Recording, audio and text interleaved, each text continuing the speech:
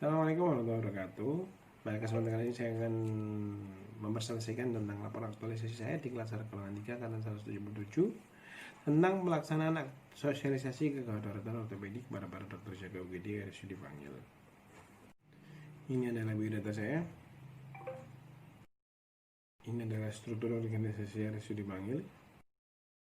Visi dan misi RSUD Bangil sendiri yaitu menjadi rumah sakit yang profesional dan berorientasi pada pelanggan dengan mengutamakan mutu dan keselamatan pasien. Misinya ada 3, memberikan pelayanan kesehatan secara paripurna, mengembangkan pelayanan kesehatan dan sarana prasarana serta tenaga terintegrasi dengan pendidikan dan pelatihan, serta mengelola sumber daya dan keuangan secara efektif, efisien, dan akuntabel.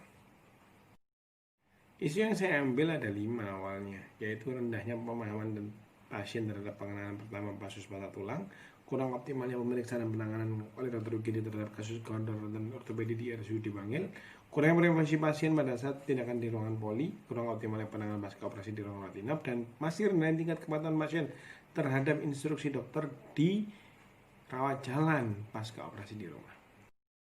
Dari kelima isu tadi, saya lakukan proses pemilihan isu dengan metode AKPL. Saya dapatkan 3 isu utama, yaitu rendahnya pemahaman pasien terhadap penanganan pertama kasus patah tulang, yang kedua kurang optimalnya pemeriksaan penanganan UGD terhadap kasus ortopedi, dan masih rendah tingkat kepatuhan pasien pasca operasi selama perawatan di rumah. Dari ketiga kasus pilihan tadi, saya gunakan metode WSG untuk menentukan satu kasus paling utama, yaitu kurang optimalnya pemeriksaan dan penanganan dokter jaga UGD terhadap kasus kedaruratan ortopedi di RSUD Bangil. Slide.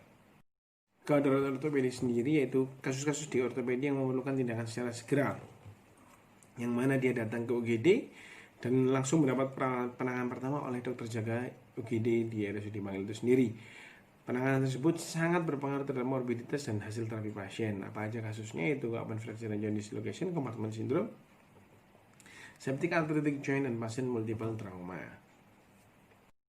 Sehingga analisis dampak ketika sosialisasi ini tidak berhasil dengan baik, maka terjadi komplikasi keberhasilan penanganan terhadap kasus ortopedi, meningkatnya kasus infeksi karena keterlambatan penanganan awal, dan menurunnya tingkat kepuasan pasien terhadap pelayanan kasus ortopedi di RSUD Bangil.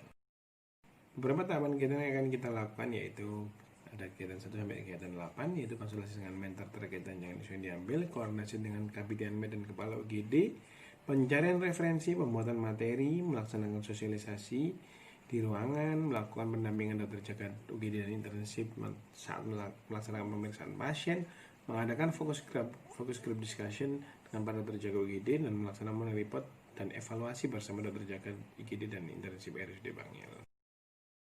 Ini adalah jadwal pelaksanaan kegiatan aktualisasi. Akhirnya saya akan menjelaskan kegiatan yang saya lakukan selama aktualisasi di RSUD Bangil. Kegiatan pertama yaitu konsultasi dengan mentor terkait dengan isu yang diambil.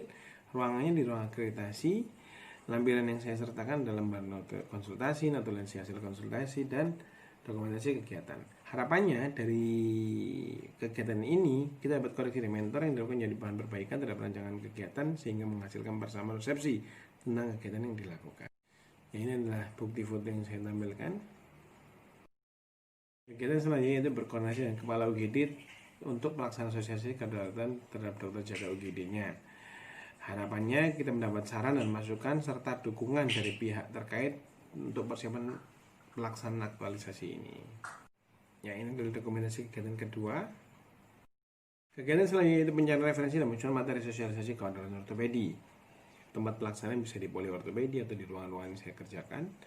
Tujuannya adalah mencari referensi dan menyusun materi tentang sosialisasi kedaruratan ortopedi. Sosialisasi dilakukan untuk memberikan pemahaman yang benar kepada para dokter jaga UGD RSUD Bangil. Ya, salah satu dokumentasi kegiatan saya. Selanjutnya kita melaksanakan sosialisasi kepada dokter jaga UGD RSUD Bangil. Tujuannya adalah memberikan sosialisasi tentang dokter ortopedi, gunanya untuk memberikan pemahaman kepada mereka para dokter jaga UGD RSUD Bangil tentang dokter ortopedi yang baik dan benar. Ini adalah dokumentasi kegiatan selanjutnya. Kegiatan selanjutnya yaitu melaksanakan kegiatan pendampingan terhadap kasus kedaruratan ortopedi di UGD RSUD Bangil. Tujuan utamanya yaitu pendampingan kasus kedaruratan kepemahaman dokter UGD tentang penanganan kedaruratan menjadi lebih baik dan langsung bisa dipraktekkan.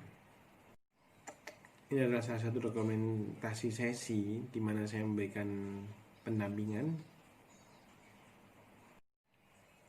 Kegiatan selanjutnya yaitu melaksanakan focus group discussion dengan Dr. Jago GD terhadap kasus-kasus yang terjadi saat pendampingan.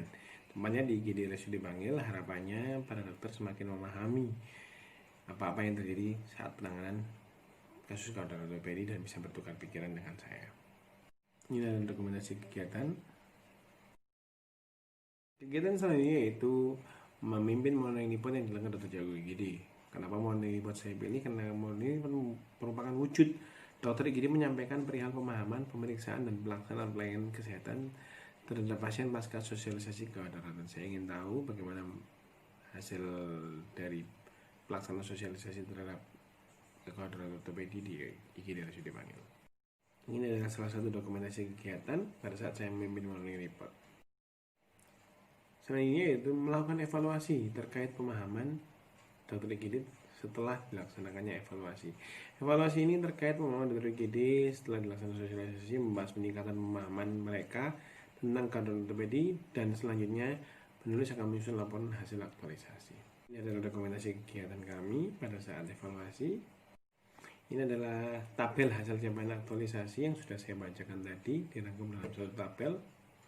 Setelah itu saya akan menyampaikan ada dampak positif bagi penanganan pasien keadaan ortopedi IGD RSUD Bangil setelah diadakan aktualisasi, yaitu yang pertama, Dr. Jago IGD memahami dengan benar tentang penanganan keadaan ortopedi. Yang kedua, pasien dengan keadaan ortopedi bisa mendapatkan pelayanan yang cukup memuaskan.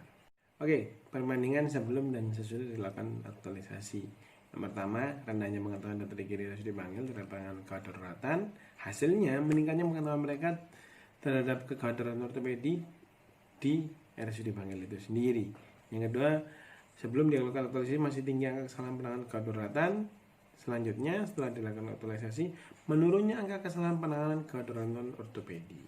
Ini adalah pelaksanaan pretest dan post-test sosialisasi. Bisa kita lihat peningkatannya. Yang kuning adalah pretest, yang merah adalah post-test. Cukup merata peningkatannya. Yang kedua adalah hasil pretest dan post-test sosialisasi kedua. Juga hal yang sama, pretest kuning, post-test merah.